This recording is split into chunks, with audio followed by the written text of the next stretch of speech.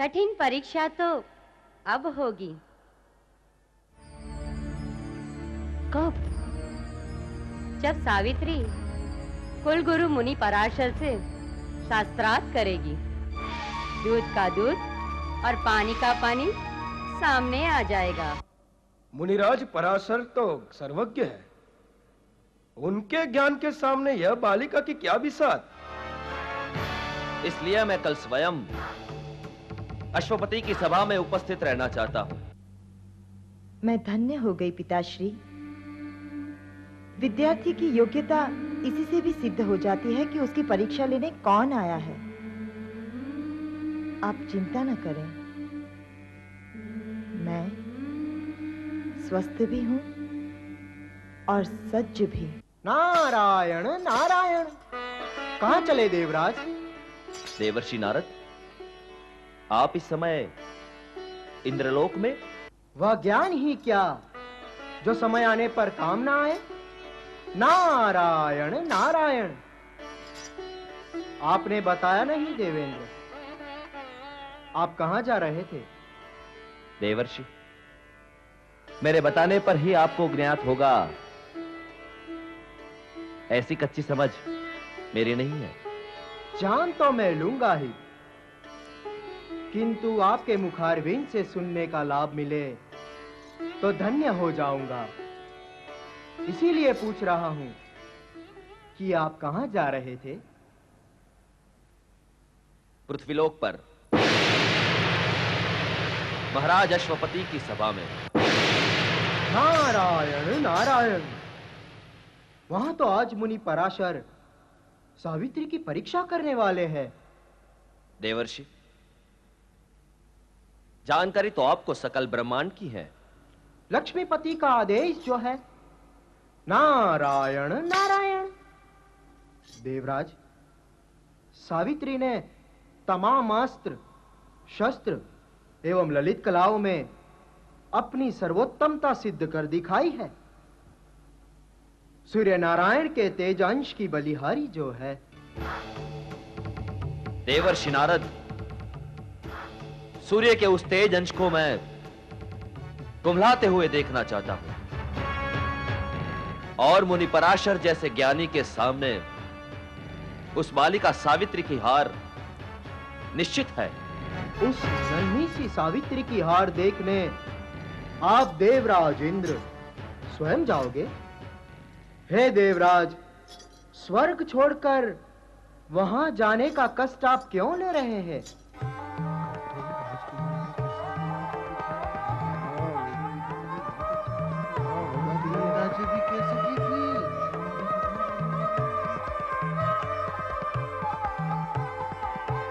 आज की बात तो कुछ कठिन है।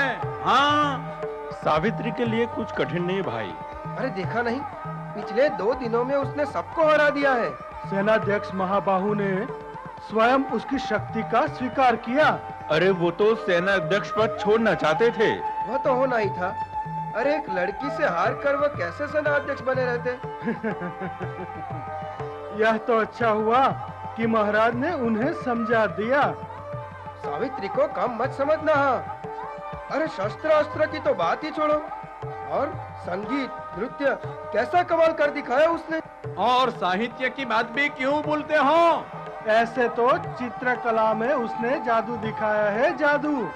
इतनी छोटी सी वही में इतना सामर्थ्य। किंतु आज की बात और है। आज शास्त्रार्थ है, शास्त्रार्थ। और कैसे कैसे ज्ञानी पंडित विद्वान कहां से आए हैं। और मुनिवर पराशर भी आए हुए हैं। ऐसे लोगों से तो हारने में भी गौरव है, गौरव। किंतु मुझे श्रद्धा है कि सावित्री को कोई नहीं हरा सकता, क्योंकि भगवान सूर्य नारायण का आशीर्वाद है उस पर। सूर्य और मेरे तेज की तुलना करना चाहता हूं, और उसके गर्व को टूटते हुए देखना चाहता हूं, बस। यह तो उत्तम बात है, किंतु इस भेष में जाओगे तो सबको पता चल जाएगा। उन अज्ञानियों को तो क्या पता कि आप सावित्री की नहीं, सूर्य नारायण की पराजय देखने आए हो। हाँ, ठीक याद दिलाया आपने। अब तो अश्वपति की सभा में ये देवराजेंद्र भेष बदल कर ही जाएंगे।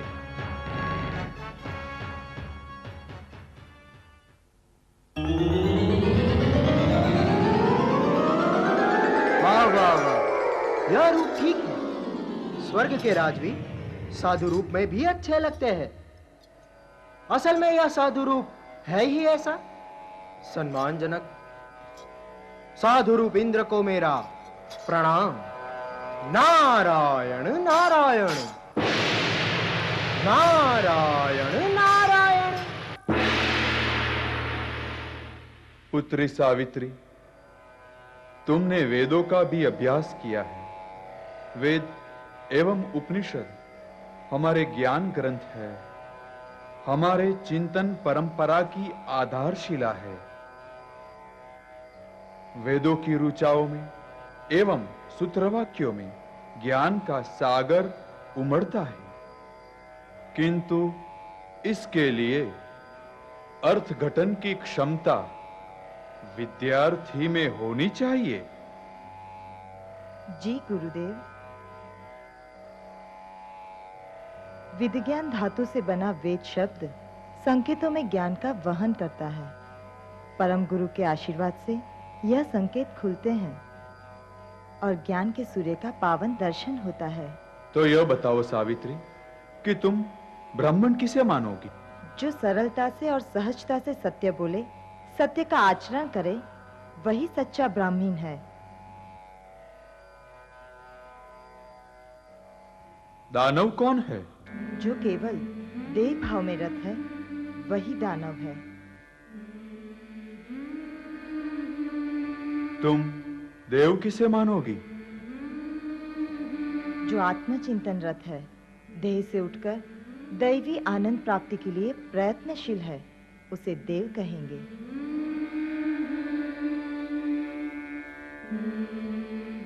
किमिंदिम यक्ष कथा का सार क्या है? यही कि अहंकार देवों को शोभा नहीं देता। परस्परम प्रशंसनीय कीर्ति अहंकार में वृद्धि करती है और अहंकार परमात्मा की शक्ति के साक्षात्कार में बाधा रूप होता है।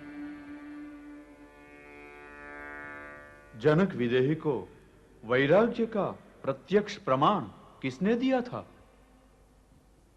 परम आदरणीय महर्षि याज्ञवल्क्य जी ने। उन्होंने विरक्त बनकर एक ही पल में अपने छात्रों से भरा आश्रम छोड़ दिया। जल कमलवत रहना श्रेष्ठ मुनियों का लक्षण है।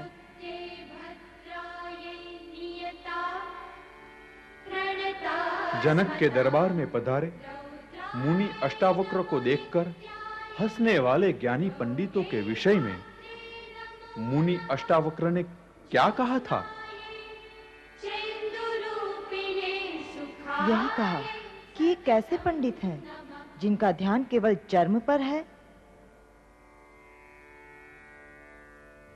सावित्री, वेद कथाओं में एक निषाद राज के मृत्यु का वर्णन है, उसका तात्पर्य क्या है?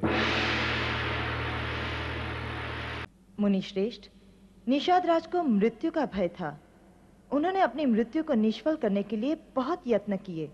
वे महर्षि वेद व्यास के नाना जी थे। उन्होंने व्यास जी को कहा कि वे मृत्यु को निष्फल करा दे। बहुत समझाने के बाद जब वे नहीं माने, तब व्यास जी ने यमराज को याद किया। उसके बाद वे मृत्युदेव के पास गए, फिर वे कालदेव के पास गए और फिर वे सब मिलकर वेद माता विधाता के पास गए। वेद माता विधाता ने उनके सन्मुख एक पत्र रखा। उसमें लिखा था कि जब तक निषादराज, व्यास जी, यमराज, कालदेव, मृत्युदेव सब मिलकर उनके पास नहीं आते, तब तक निषादराज की मृत्यु असंभव है। अतः सामान्य रूप में इन सब का एक साथ मिलना असंभव था और निषादराज अमर जैसे ही थे। किंतु उनकी मृत्यु भय ने ही उनकी मृत्यु निश्चित कर दी। कहने का तात्पर्य यही है कि जो लिखा है वह कभी मिथ्या नहीं होता। धन्य हो पुत्री,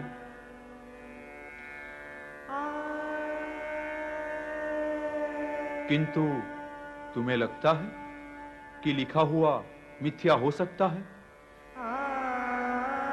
होने को टालना असंभव है, सिवाय उसकी लीला के। सावित्री, हमारे चिंतन को तुमने बराबर आत्मसात किया है। हम प्रसन्न हुए। तुम शास्त्रार्थ में भी सफल रही।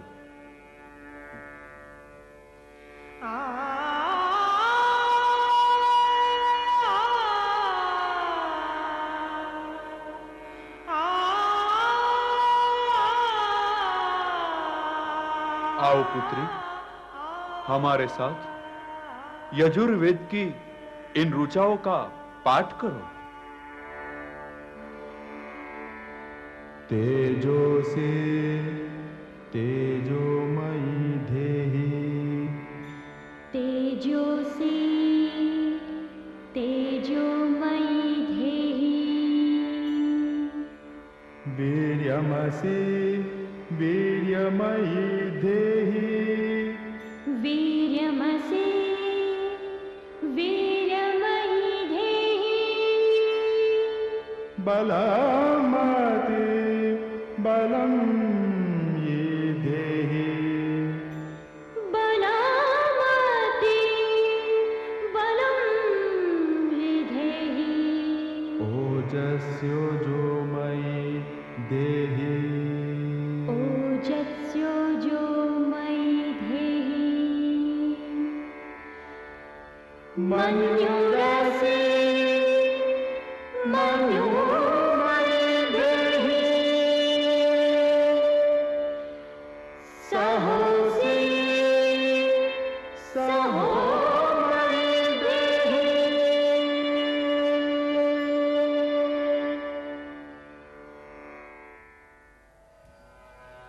हे परमात्मा, आप तेज रूप हो, मुझे भी तेजस्वी बनाओ। आप वीर्य रूप हो, मुझे वीर्यवान बनाओ। आप बल रूप हो, मुझे बलवान बनाओ। आप ओजस रूप हो, मुझे ओजस्वी बनाओ। आप अन्याय नहीं सहते, मुझ में भी वही गुण जगाओ। आप सहस्त्र रूप है, मुझ में भी सहस्त्र गुना सहन शक्ति भर दो। ओम तथास्तु।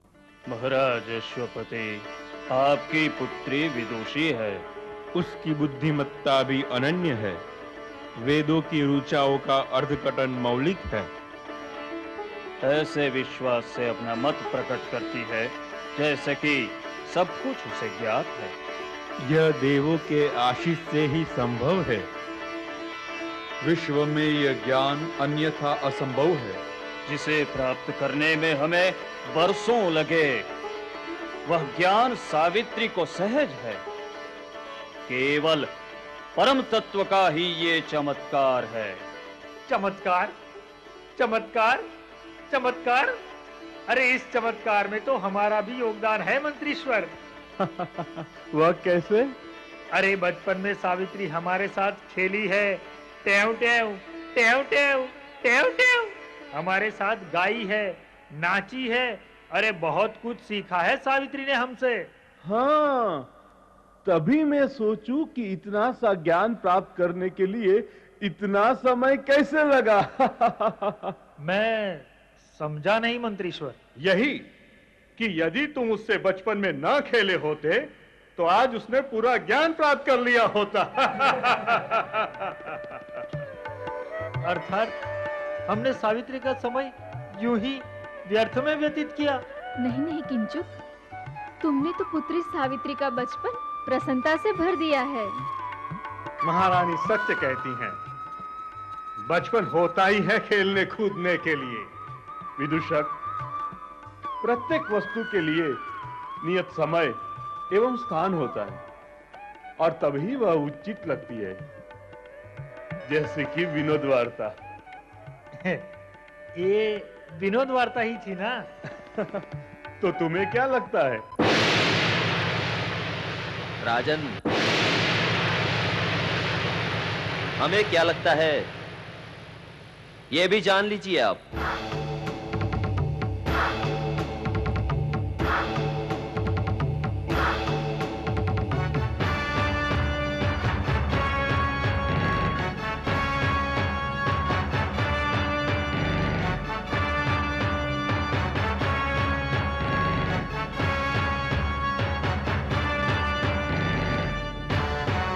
पधारिए।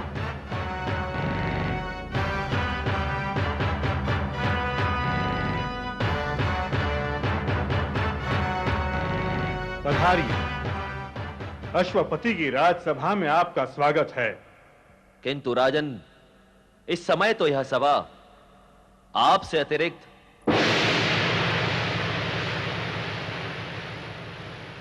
आपकी सुपुत्री सावित्री की प्रशंसा सभा विशेष प्रतीत होती है।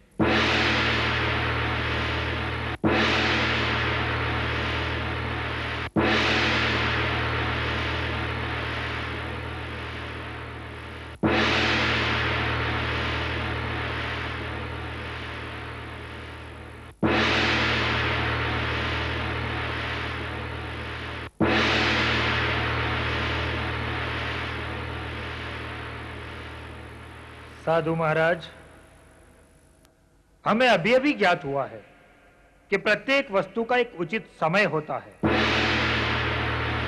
और तभी वह अच्छी लगती है। सत्य। तो ये तो समय ही है सावित्री की विद्वत्ता का गुणानुराग करने का।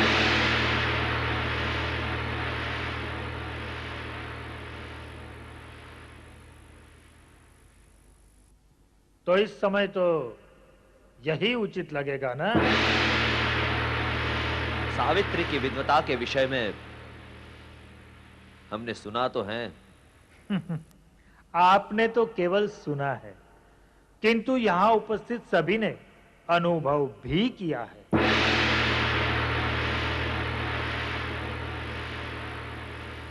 विदूषक, ये हमारे अतिथि है। हाँ, ये हमारे अतिथि ही है। बेन बुलाए।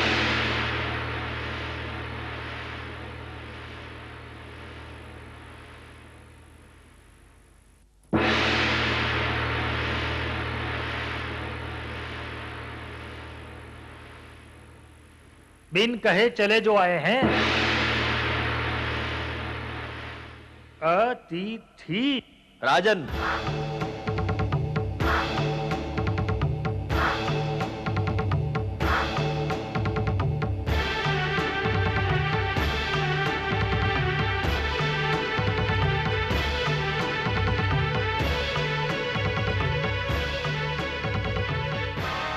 अतिथि देवो भव का मंत्र भूल गए क्या?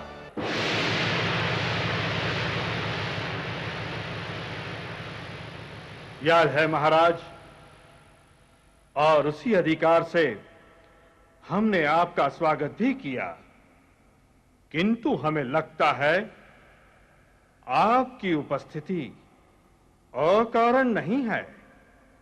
अतः कृपया आपके आगमन का कारण स्पष्ट करें।